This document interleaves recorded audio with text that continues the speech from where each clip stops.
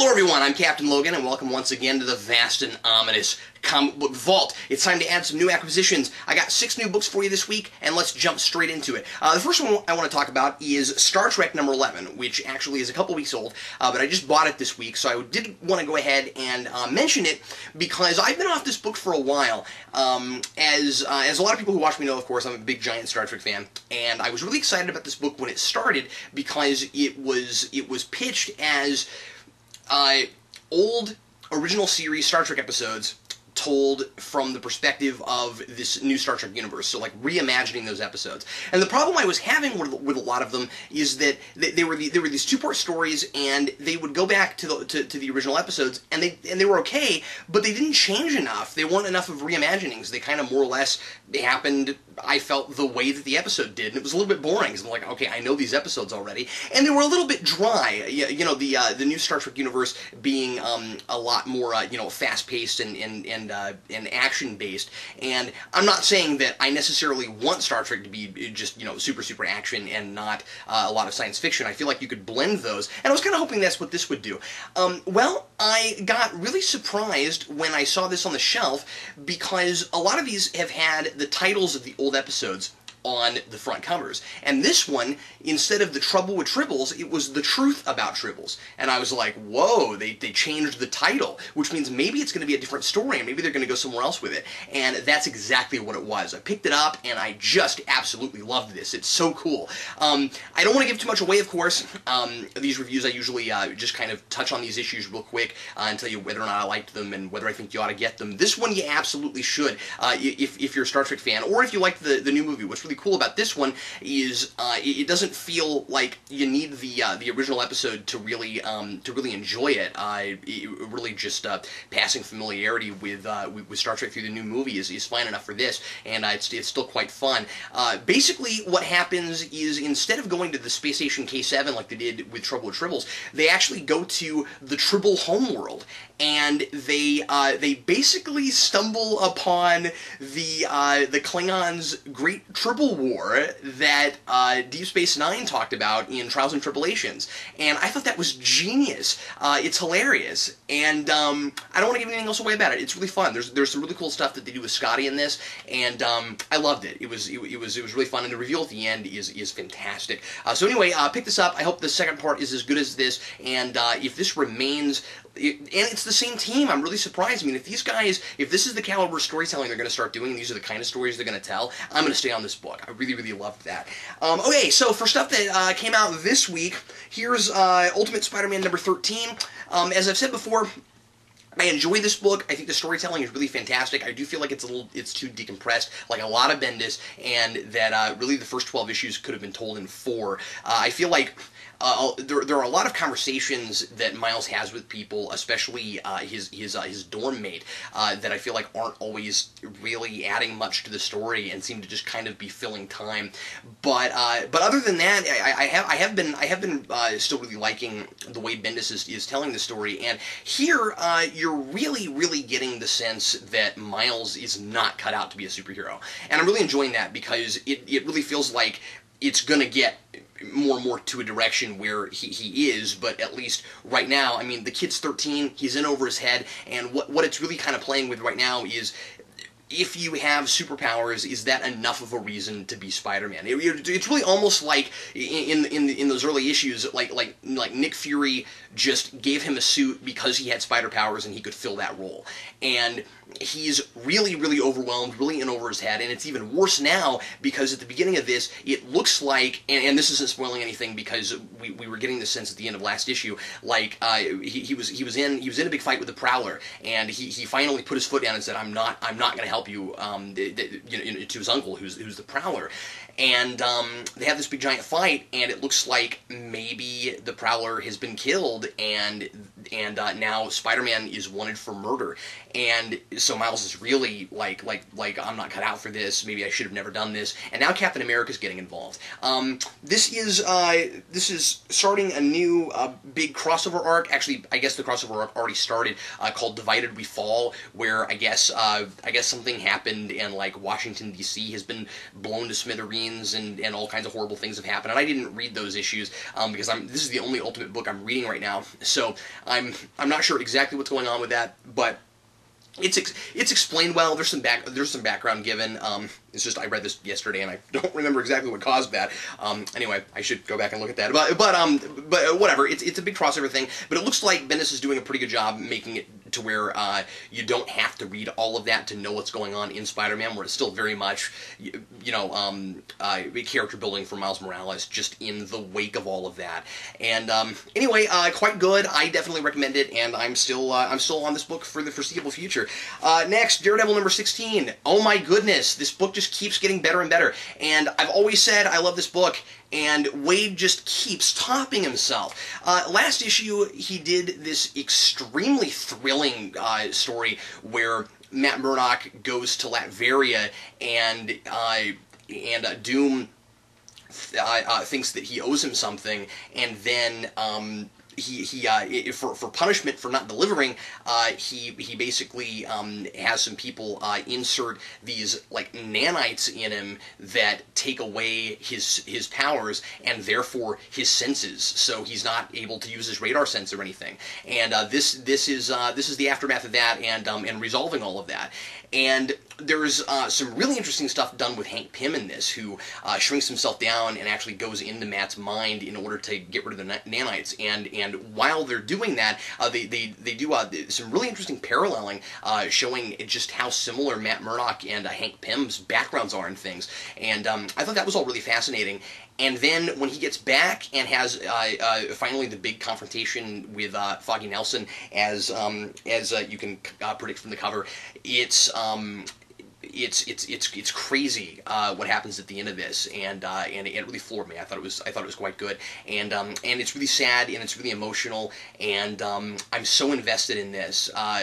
There's this, I don't want to give it away, but there's this moment where Foggy reveals something to Matt that he didn't know about, and Foggy takes something as evidence that Matt has lost his mind and needs to go get professional help, and what he finds is crazy. Anyway, it's fantastic. So if you're not reading that, I don't know why you're not reading that. It's really great. Action Comics number 12.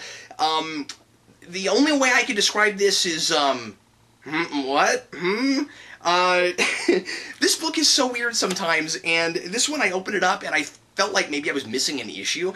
It opens up and Superman's just suddenly fighting this bad guy who seems like he kind of came out of nowhere. I don't remember him being set up in 11, but maybe I'm just forgetting it. I don't know. It had been a while, but anyway.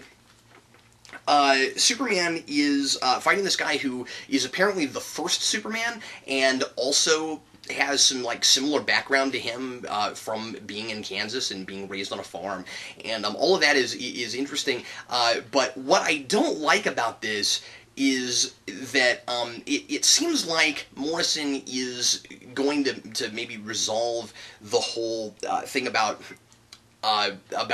Superman killing off Clark Kent and having to come up with a new secret identity a lot faster than I wanted him to. I found all that really interesting, and I didn't think it was something he was just going to do for a couple issues, and here it looks like it's not going to last, which I think is kind of sad, because I thought that was that was a really smart thing to do, where it's like, if it looks like Clark died, he can't just like pop up out of nowhere and be like, nope, I'm still here, because people would maybe suspect that he was Superman after that. And so then he in the last issue, he comes up with this new secret identity, who's called Johnny Clark, which is kind of funny, and he's a fireman, and he's a fireman, or he's some kind of rescue guy. And he's trying to use that so that he can be Superman most of the time, and then sometimes be this other guy, just so that he has a secret identity and he can use that. And it's a lot different than Clark Kent, where Clark Kent is really the man, and then Superman is the costume he puts on. And now it's like it's backwards, where he's Superman, but then he's Johnny Clark when he can't be Superman. And I want that to last, and it looks like maybe it's not going to. So that's kind of sad. There's also this really bizarre reveal at the end with Clark's landlord, the old lady who owns the building that he lives in, and that came out of left field for me and was really bizarre and extremely Morrison, and I don't know where they're going with that. But anyway, I liked it okay, but it's strange. Next up is Spawn number 222. Like I keep saying, I keep thinking about dropping this book, and I keep picking it up anyway. It's so weird. It's so hard for me not to read Spawn because I collect Spawn. I've got so much of it, and now McFarlane is doing for the 20th anniversary of Spawn, of Image, of course, and Spawn because they're the same age. He's doing all these parody covers, and I thought he was just going to do a couple, but it looks like they're going to keep going. And this one he parodied himself, where he's got Trimmer there instead of Venom from a classic McFarlane Spider-Man cover. Anyway, this is still people standing around talking, explaining things to each other, but I feel like we did get a lot more out of this than we have some previous issues. It feels like it's not going in as many circles as it was, and we're actually getting some things about Jim's past, and you know, it keeps kind of hinting about stuff. This one actually comes right out and tells us some things. The most important thing, and this comes in the first few pages, I don't think this is spoiling too much, the most important thing going on right now is that we're finding out that Jim Downing wasn't just experimented on, but apparently in the project, where there was all this human experimentation going on, he was apparently maybe one of the people doing the experimenting, that he actually had authority there. And so now, and I mean, it's raising more questions, but it's raising questions that are actually more interesting to me than what we were wondering about before, where it's like, okay, so you were being experimented on, but before that, you were maybe the head of the whole project. I think all that's really interesting. And apparently some of the experiments they were doing were taken directly from like Nazi concentration camps and stuff. It's eerie, it's creepy. There's some strange things going on, and he's actually working with Tremor, who was also experimented on in the same place. I do like that. I do like that now we know where Tremor came from. But anyway, so it's better than it has been. There's still not a lot of action. It's still a lot of people standing around explaining things to each other. But at least I feel like I'm more engaged in those conversations. So that's good. Next up, before Watchmen, Night Owl number 2. These are not really impressing me so far. I mean, the first two. I read the first issue of Night Owl. I read the first issue of Minutemen, and I said, you know, they're okay. They're kind of set-up-y. And now that we've gotten the second issue of each of them, I can safely say I'm not super thrilled with these. They're not bad. I just feel like they're not stellar, though. Either of them, really. I'm not real impressed with JMS's writing in this, I gotta say. In some places, I feel like it's kind of clunky. There's some weird dialogue in here where I feel like it just needed another draft, and I really was hating how he was writing Rorschach the first issue. I don't know what clicked. He is writing Rorschach better this issue. He does feel more like himself, and there are a couple of cool, fun moments. But I feel like most of what this is doing is just kind of trying to cleverly tell us where things in Watchmen came from, that maybe we wouldn't even really care where they came from. This sets up the Twilight Lady who's talked about in Watchmen, and kind of tells us where. What's weird is he sets up the end is nigh sign that Rorschach carries around in Watchmen, like actually where that came from. One thing I think is kind of cool, though, is that he's got Rorschach going to church, and I like that. That makes a lot of sense. You know, he's got that really conservative slant, and I like that. I like that he goes to church, and that he goes to a really extreme kind of church.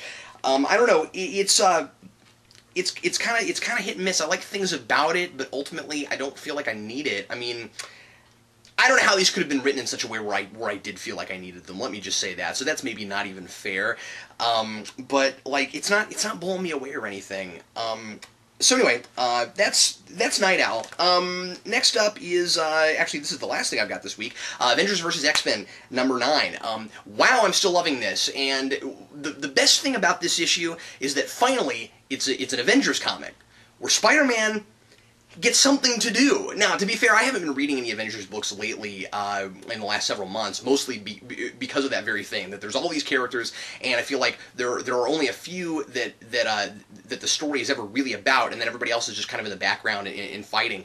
And so I don't know if lately very much has actually been done with Spider-Man in some of those books. Maybe so. So that's potentially unfair. But again, I haven't been liking that there's so many characters on an Avengers team that ultimately we're still only really a lot of the time following 5 or 6 that really get stories and really get character arcs. So why can't we just make the team smaller, make it about those people? What I like is this kind of directly addresses that, and I'm sort of surprised that that's an AVX. That it's directly addressing that, where Spider-Man is talking to Hope and giving her kind of a pep talk, and Hope is getting all this training from Iron Fist in Kung Fu and stuff, because the Avengers are setting her up to go up against the Phoenix Five, because she of course was supposed to get the Phoenix, so their last ditch idea is just send Hope in and hope for the best. I can't believe I said that.